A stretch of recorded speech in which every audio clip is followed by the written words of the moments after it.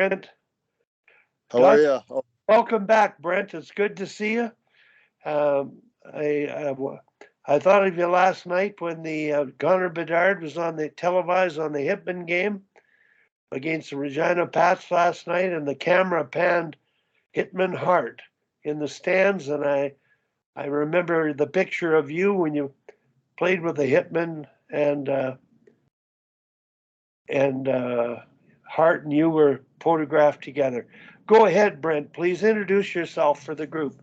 Brent is a former guest. His daughter plays on a midget double A team with a coach, Jordan Fenton, that's usually on our calls. Go ahead, yeah. Brent. So hello, everyone. I'm in Arizona, Maricopa right now, just getting ready to go team rope. But I had to log in because this is one of the most impactful groups that I always look for information. But I'm just going to chime in on, it's called Hockey Canada, Hockey USA, WHL, Canadian Junior A. They use big platforms. In Canada, they call it Respect in Sports. So that's how they educate people in person. And this big platform touches millions of parents, millions of coaches. Very effective. It's the gold standard. However, I think the times are now changing, and especially in diversity in sports and mentoring. I think that we need to really look at in-person training, what Wally's talking about, mentorship, and have a developed program that people can adopt where it's in-person training. Because when we talk about training, a lot of times when it's done on the computer, it's effective, but is it more impactful in person, listening to a diversity speaker or a discrimination speaker talk about mental wellness issues? In Canada, we have Brady Leavold and a couple ex-players that are talking about it in person. It means so much more. They promote it on TikTok to the masses. I think everybody's got a computer screen and everybody's got a iPhone or an Android. We have to look at new ways. The NFL is doing in-person training to 30,000 players, employees, and staff. And that has to do with online gambling.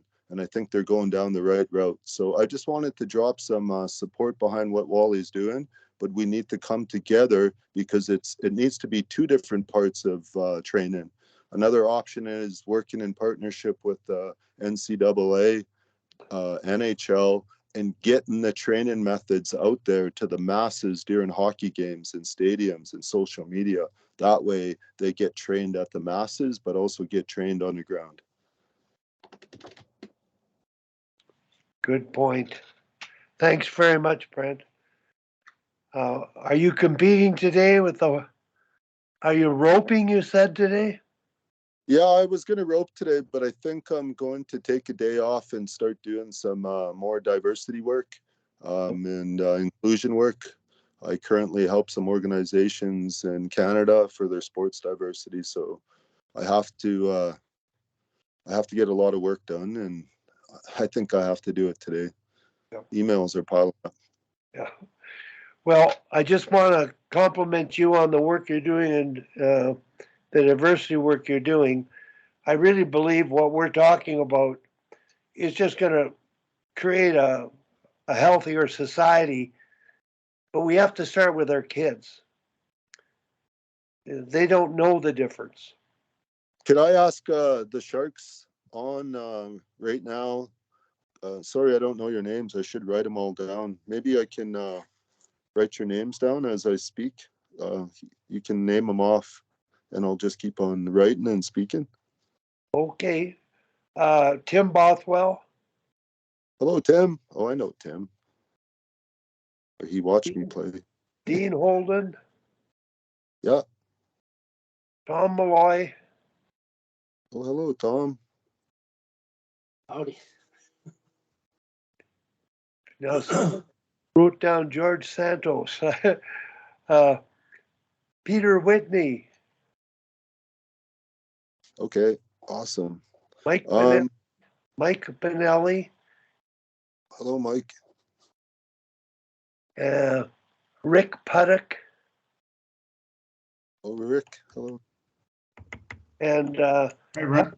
Hal Terse he's dropped off the call, but Hal, Pete, and Mike are from the States. Okay. The rest of us, we're familiar with the scene in Canada like yourself. Go ahead. I'm gonna do an opinion poll by hands. Okay. So currently, Hockey Canada, I don't know about Hockey USA, but all training, if not most training, is done on a computer, but it's done for parents, officials, and coaches. Correct? Yep. Yeah. So the U.S. is only coaches and officials. There's no parental educational module. Okay. So there's a gap right there. So I see that as a gap where we have to put it on the pie chart. How do we address that? There's diversity, there's inclusion, there's racism, discrimination, mental wellness, coaching, mentoring. So I see that as an area where hockey can improve on that. So in Canada, do we train our kids for diversity or discrimination? You mean our players, Brent? Yeah, our youth under 18. I don't think, to my knowledge, there's any modules or components within training through Hockey Canada or whatever about diversity.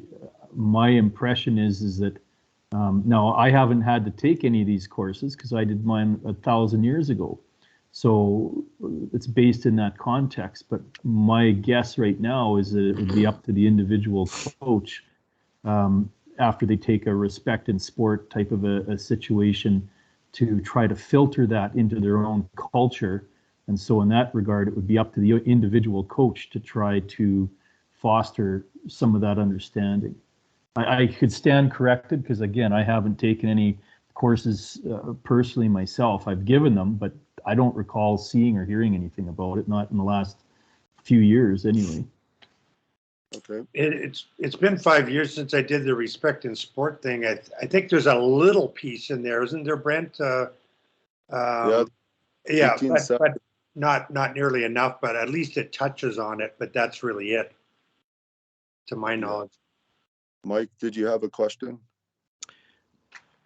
No, I was just going to say, as far as from the U.S. side, there is, so we do this as, like I know I do it as an individual coach, and USA Hockey does require, ask the kids to sign a code of conduct. But it was funny, I was just on a call on Monday with our USA Lacrosse membership people, and I couldn't believe the pushback from the administrators and the coaches asking us to do in person and on site diversity, inclusion, bullying training with the kids, like an actual, like down here in the US, we have Positive Coaching Alliance, which is actually the PCA is a pretty big organization. I don't know why it's more West Coast, but it's a really big, California, West Coast organization that deals directly with parental modules and player modules and coaches modules. So they've kind of taken the role, but it's not all, none of it's mandated. So what happens is it's on the onus of the organizational leaders to seek them out. And I think, to Wally's point earlier in the call, sometimes they seek them out after it's happened instead of seeking them out proactively and building these cultures into our organizations prior to the issues even happening. Now, because the issues are always going to happen. There's always going to be racism. There's always going to be bullying. There's, but if we can mitigate it and get everybody to understand the signs of how it can happen, I think we need to do that at the basic entry level of every sport athlete. Right. In these organizations, but it comes down to the parents not pushing back on it and accepting it, and I think it goes back to the organization saying, well, this is our standards, these are our morals, this is what we're going to mandate. If you chose not to come to our organization because you don't want to go to a code of conduct meeting, then maybe you're just not the right person in this organization. Good comments. I know in hockey, Hockey Canada, you have the board that governs the Alberta, Saskatchewan, BC, all throughout, and they mandate rules. So I think it's very important that social media and the parents, I think the demand is out there, and Canada and Alberta and many provinces they have diversity committees, but it's the implementation. And I think the Board of Governors and the representation from each association really need to be, they have to work together, I guess you can say, because it's an important time in society where we train our youth. They're a bigger population than us older guys. And I think our youth get it nowadays. They get diversity, they get discrimination, but we have to be able to put the right tools in front of them, because they're going to correct people when something's said. And they have a rule in Alberta called 11.1, discrimination and racism. I get the phone calls on the weekly when kids get suspended, but there's no education to educate the kids. What is offside? What can I say? What can't I say? That type of stuff. So hopefully in this day and age, we can all work together and use these computers as a tool to educate our kids and our coaches. I'm not sure whose hand was up first, but Tom? Tom, go ahead. I just want to say, Brent, Alyssa Big Crow, she ran, I was coaching St. Women last year, and she did a smudge ceremony with the whole team in there, and it went over really well. So Good for her. the players are really receptive to all that kind of stuff. Yeah. Tom, I find that there's no problem with the players. And the education, Brent, as you've said, is the fact there's no parent education in the Respect in Sport module in Canada is part of that. The mission statement exercise is all about that because it involves the parents. They have to be involved. They don't want their kids to be NHL players when they're born. They care about their growth, their personal welfare, what they're going to do for their entire lives. But in some way, sometime the ego influences and the score clock influences the way we do things. So we're trying to affect that in a very real way. Tim? I was just going to, I'm just going to chime in. I don't know a lot about, Mike mentioned the PCA, the Positive Coaching Alliance. I don't know a lot about that. He did mention it was optional. It seems to me that the time is right for the development, and Brent, you might be sort of working down this road, but the development of sort of an independent organization like that in Canada that basically governs, diversity in sport and ethical education in sport. And obviously the piece that's still missing on the US side is it does need to be mandatory. And it's a big nut to crack. When you roll into coach mentorship into that, it's just it's money, it's personnel, it's time, it's everybody's time. It's a big nut to crack, but it's good to hear that there's at least an organization in the US trying to go down that road. And I know you're working on that as well, Brent, but it's such an important piece, but nothing gets done on an optional level. And it's really disappointing really to hear, Mike, that there's so much pushback in this day and age, about some simple ethical conduct instruction that you would think majority of coaches would openly embrace that. Tim, I just wanted to mention the Positive Coaching Alliance. I've been implementing, making coaches aware of it at every clinic I've done for the last 15 years. And I give them the information, the link. It's Phil Jackson is a major part of a 3-minute video, and I'll send that link out to all of the Sharks. In fact, we've talked about this today. It's got incredible tools for like-minded coaches. They're exactly where we come from in terms of a mission statement exercise. It complements it. And the fact it exists in the States, I think the governing body has to piggyback and take advantage of that in the States, Mike.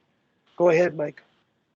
Yeah, I think it's one of those things too that the pushback that I get from any of these is we have volunteers. Basically, in the U.S., it's basically a volunteer-based organization, right? So to ask somebody to, like to coach a 8U beginner hockey team, you have to do about 8 hours of online training. So sitting at a computer for 8 hours on a call. You need to do a background check. No big deal. Hopefully, we can all do that. You have to do a safe sport course, which could take most people about an hour and a half, 2 hours to complete. And then you have to register and pay for USA Hockey, which down here could be in whatever district you're in, could be about another $75, $100. So the background check could be $80.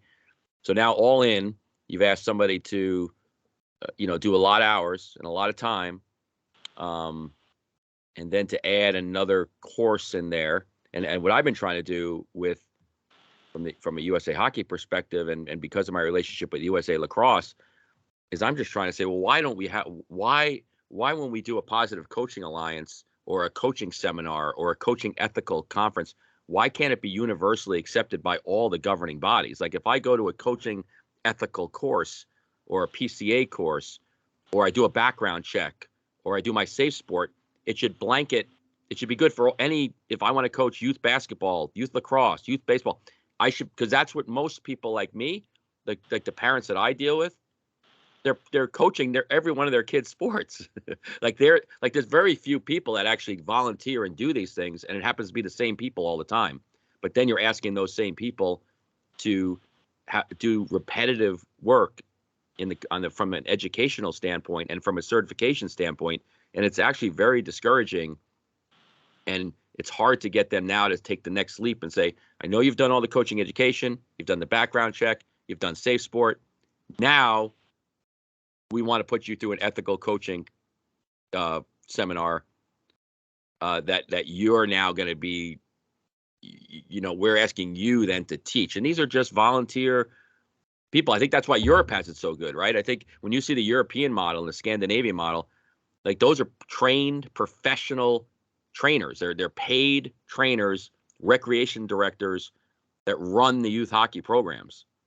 And then you can ask a lot out of them, right? You can say you have to have all these things because you're getting paid, a good amount of money. So to me, I'd rather see an organization spend money on a good director and a good technical director and ethical director any day than send their kids, to Tampa Bay again for another tournament.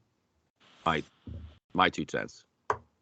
And that's maybe, the ethical director thing, we've talked about this before, Mike, like that maybe is one thing that should come out of this whole revamp of Hockey Canada, where every association is mandated to have somebody on board to be an ethical director, so you've got somebody inside each organization, sort of regularly on his or her schedule, just touching in on coaches, just keeping an eye on things, doing the odd education thing.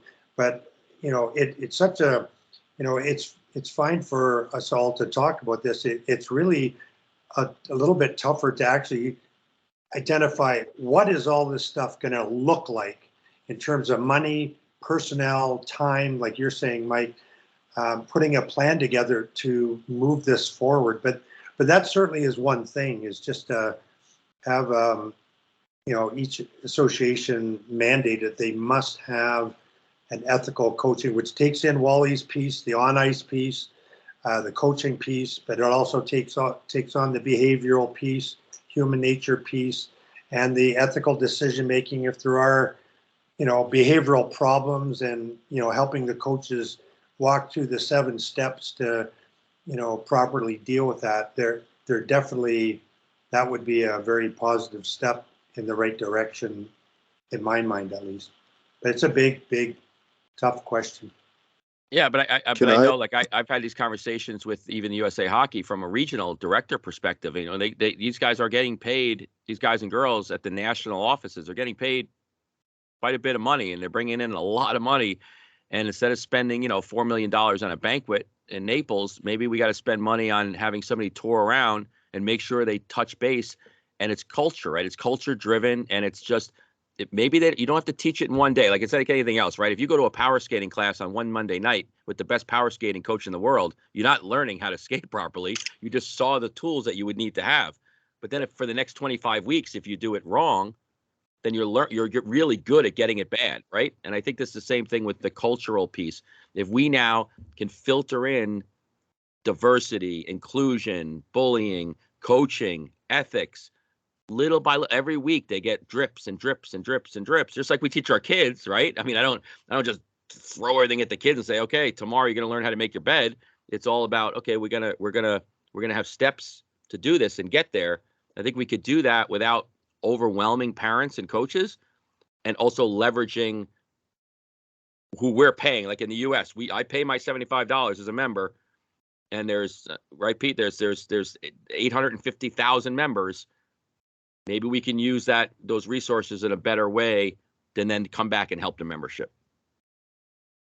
Go ahead, Brent. Well, I just want to state some what I've found out in probably 4 or 5 years, that the presidents of the association represent the board. The board represents the masses, and there's 70% of Calgary is Caucasian or white. 30% of Calgary is these beautiful cultures that speak different languages, and 5% is First Nation, Métis, and Inuit. So you have these masses, almost 16,500 before the pandemic. After the pandemic, I think there was close to 2,000 kids that dropped out of hockey. I don't know, for whatever reason, but I think what we need to do is, what I'm hearing is, almost have like summits that are around diversity, ethical teaching, inclusion for USA.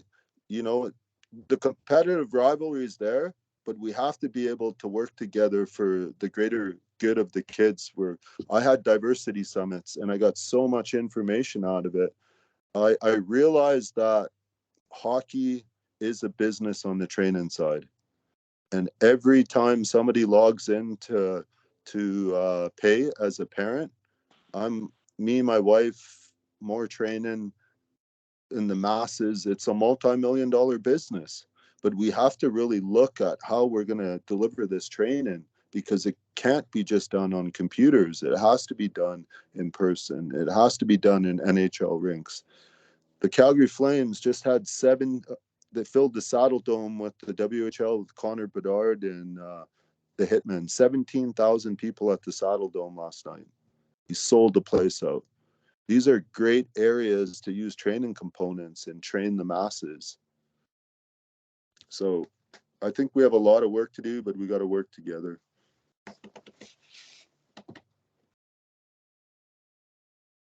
Mike Wally.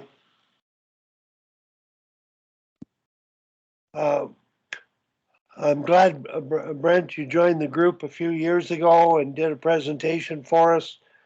And I believe that Brent listens to every session, even though he's not attending them. And Brent is what I call a practical expert in this area. And where some of us, and Dean in particular, is a theoretical researcher. And I think that we've lost track of fundamental coaching science and research and behavioral science and research about human behaviors and how we can affect them in a positive way. So I think it's really important that the great minds, like people on here, do talk about this topic and influence the president of the board, the association, the leadership group.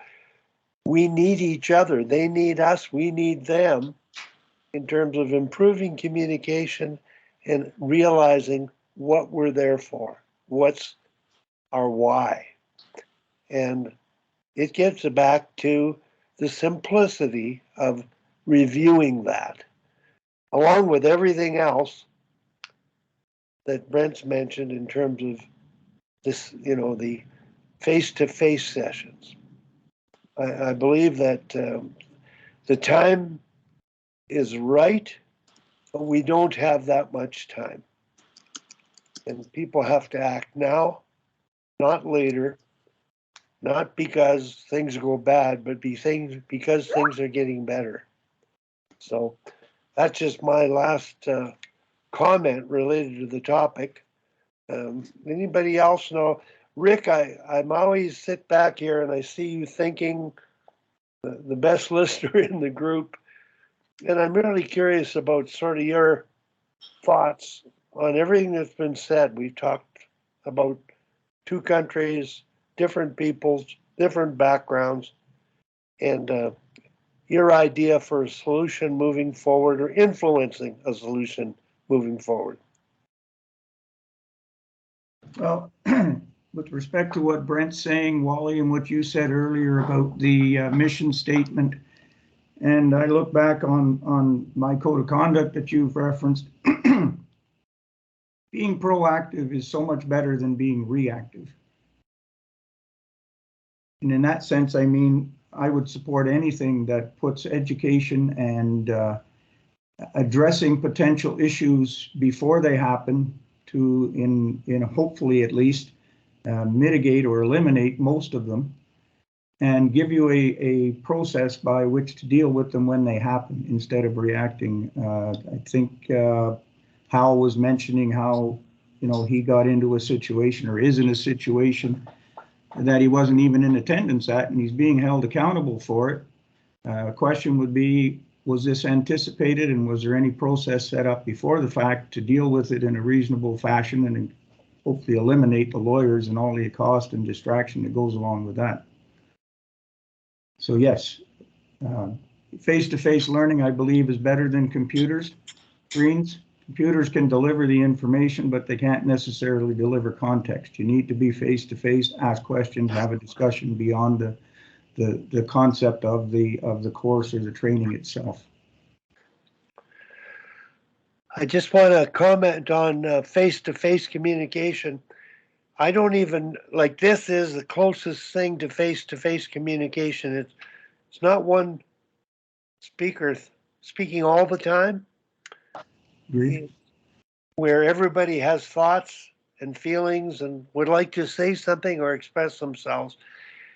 This to me is about the closest online chance at face-to-face communication where we know each other well enough, trust and respect each other well enough to share our thoughts.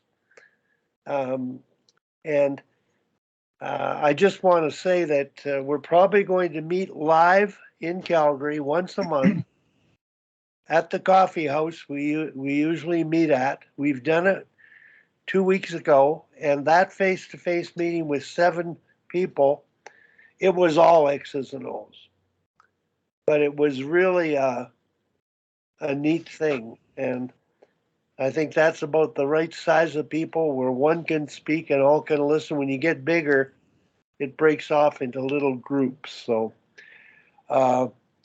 it's all for the good of the game, guys. And I don't know if anybody else has any ideas on this topic or anything else they want to talk about. Brent, I'm going to let you sort of summarize everything. And I know with your daughter playing on the midget AA team, I run into your rinks and we just spend more time talking about these kind of things than watching the hockey.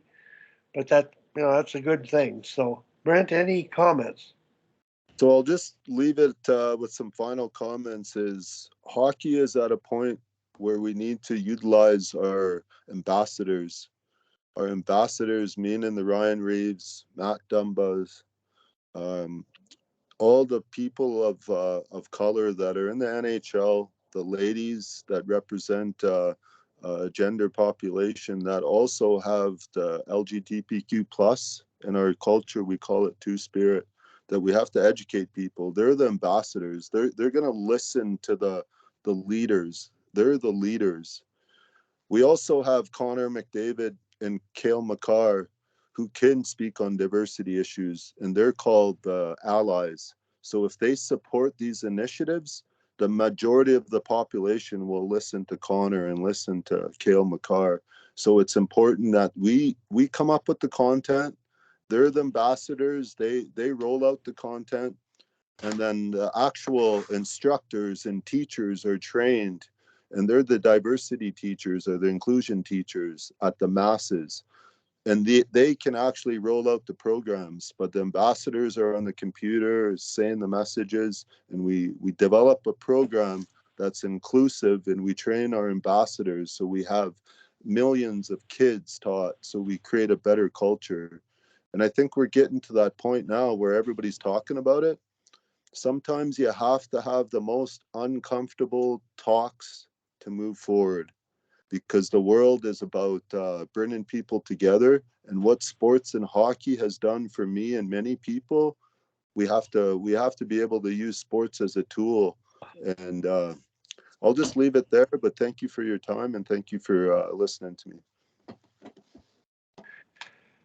Brent, thanks for joining us. I'm gonna. I don't even know if I should bring it on because we might never get off. But uh, I'm just trying to refer. This is my perception.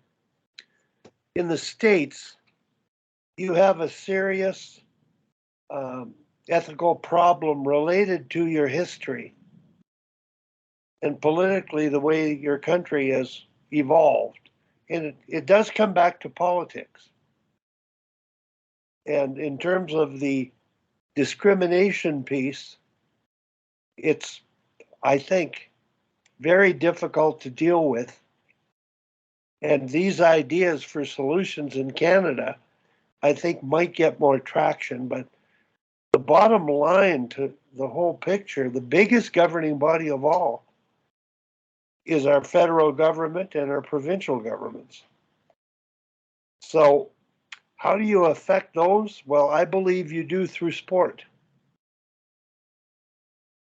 And every child that plays is going to be a parent that raises their kids, that coaches their kids, and they have jobs, and they may become politicians. So what we're trying to do here, I think, that when you said the greater good, Brent, I call it the good of the game. The game can do so much more in influencing society with a bottom-up approach that accomplishes top-down, inside-out, walking the talk. And I hope to see it happen sooner than later. It won't be in my lifetime, but I hope people sustain this group and keep talking about these kind of topics. And yes, X's and O's are sort of the driver for most of the Sharks. They love to talk about Connor Bedard.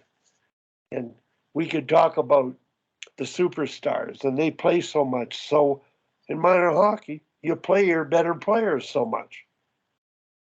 But they don't realize that developmentally and ethically and morally, this isn't the right thing to do at that age. It's connected. It's all connected. So I just want to leave everybody with that. And Tim, I'm just wondering if you're still with us, if you've got anything to sort of summarize and add. I just slipped out with Barb. Peter, what do you think? I think that all the points are obviously spot on, but it always comes down to how to get the word out, how to get the people who really have the actual impact and the ability to get the message out. How do we reach them? How do we get them on board so that they are willing to share that message? Because they're the ones that are going to give it the validity. It's great that we feel this way, and Mike's way more involved in USA Hockey than I am. But until the people who run USA Hockey say we're going to do this, it's just, it doesn't happen on the large scale that Brent was referring to. Yeah. See, I think Brent is, with the work he's done on inclusion, he's hitting more numbers than we can imagine.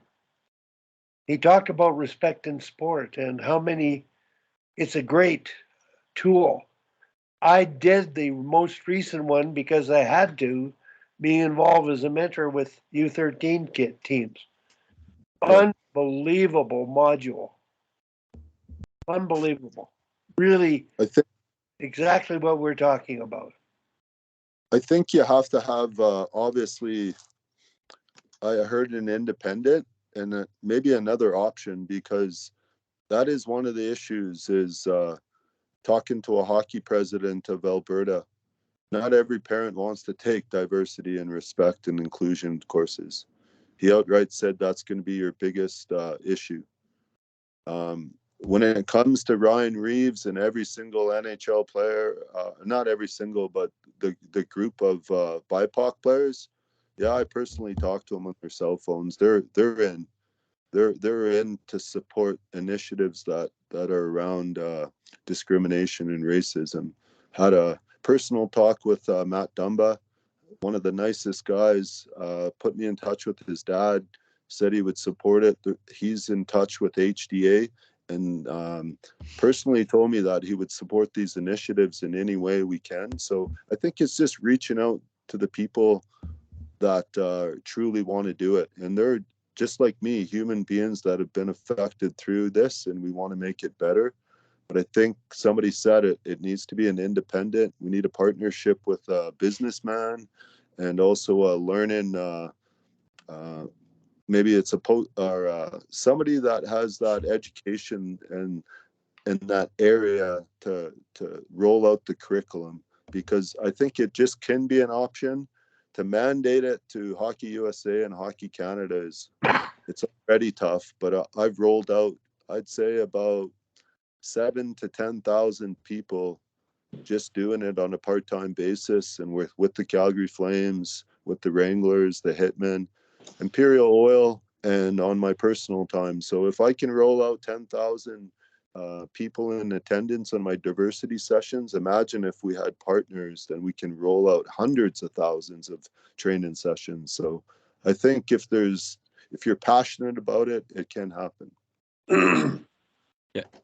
Michael. Yeah, I just wanted to kind of sum up to Brant too, and Brant, send those guys my way. So, so basically, so what I've done is I built that model. That's the model that I work with every single day. We just did a program in Yonkers last week at Anson Carter, Keandre Miller. We do a diversity, inclusion, acceptance, bullying program. We did it with the Yonkers School District. Had the New York Rangers donate a set of floorball, equipment to every school in Yonkers, which means in our district here, that will reach about 29,000 kids. So 29,000 kids will be playing hockey in the city of Yonkers with Anson Carter, Keandre Miller, all these, Boo Nieves, a lot of guys down here that can, the kids can say, well, look, that's what I look like, and this guy's playing in NHL, and I think teaching them about hockey, but also to Wally's point, sport is where the administrators and the principals and the athletic directors and the supervisors, that's what bought them into this. This wasn't hey, we're going to come in and give an auditorium speech on diversity and inclusion. No, we're actually going to get the kids playing hockey and learning all the different skills that hockey teaches and hiding all of that within it. And I was in 42 schools in the Yonkers. I don't recall seeing. I don't even remember seeing not one white kid in the whole time I was in all these schools delivering equipment. And all those kids this year will be playing hockey in some way or another, and getting this messaging, whether it's intentional or overtly, they'll be getting this messaging all the time sent to them. And I think that to me is the most powerful way to make change.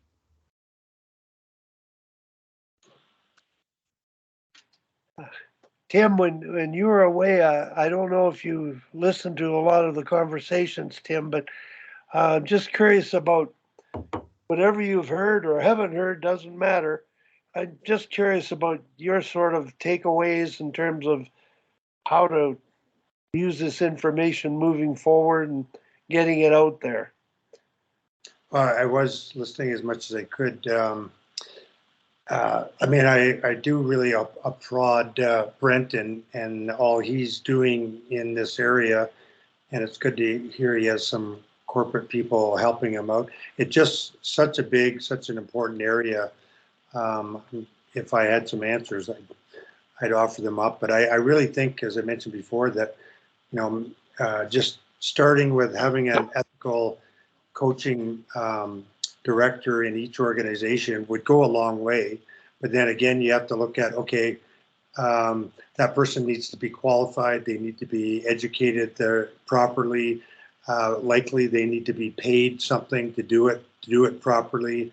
It's a big project, and money talks in this day and age, and probably corporate sponsorship is really the only way to go in terms of getting something like that rolling. And the environment is obviously right now for doing that. And again, I'll be really interested to see what the board at Hockey Canada sort of comes up with, because that's the sort of the single biggest thing right now is the ethical coaching direction and education. But there are a number of groups, like in Canada, there's one sport law, it's similar to the Positive Coaching Alliance. I don't think it's as influential as it would like to be. The Positive Coaching Alliance, I thought it influenced me. Online, however they put their things together, the hands-on resources they provided, I printed off and shared their email link so that any coach I've ever done a clinic with, if they want to get more information, support for the code of conduct, without calling it a code of conduct or rules to follow, they just have, one of the key things is their elm tree, just an excellent visual imagery of coaching and what you're doing it for. It's the mission statement, plain and simple. So you do have that organization, which must have corporate sponsorship. And I'm not sure how to use that corporate sponsorship, but that's a very powerful organization which parallels and the Respect in Sport group in Canada. And I think it's minds like those people with that need to get together that are doing it, trying to make it effective. And I'd like to know that more people would get on this session. Not that we can handle that much more and keep it interactive, but just passing the word on. If you like a link or like a video edit of one of our sessions, I'm sure you all have your large networks of coaches. And I would share the Positive Coaching Alliance link that I'm going to share with you, and boy, pass it on to anybody and tell them to look into it. It's going to make a difference. So, but people won't, Wally, generally speaking. It needs to be mandated. It needs to be, whether it's Hockey Canada, USA Hockey, start at the top and somehow mandate to the branches. And I know there's a lot that they can't mandate to them, but starts at the top, mandate it to the branches, mandate it to the association, mandate it to each of the programs in the association. It's the only way it's going to happen. No, you're right. The most powerful tool is mandated certification and implementing this as a part of it. Michael? No, I was just going to say that the mandating's great, but then we have to also make sure that we enforce those mandates, right? That you can't, it's like everybody goes and sees it, but then somebody has to be the bad guy. Somebody has to say, listen, this person overstepped the boundaries. This person, did something that doesn't fall into the role of, what we should be doing. But again, but it takes time. And I think it's just the first step is the hardest step, as Brant said too.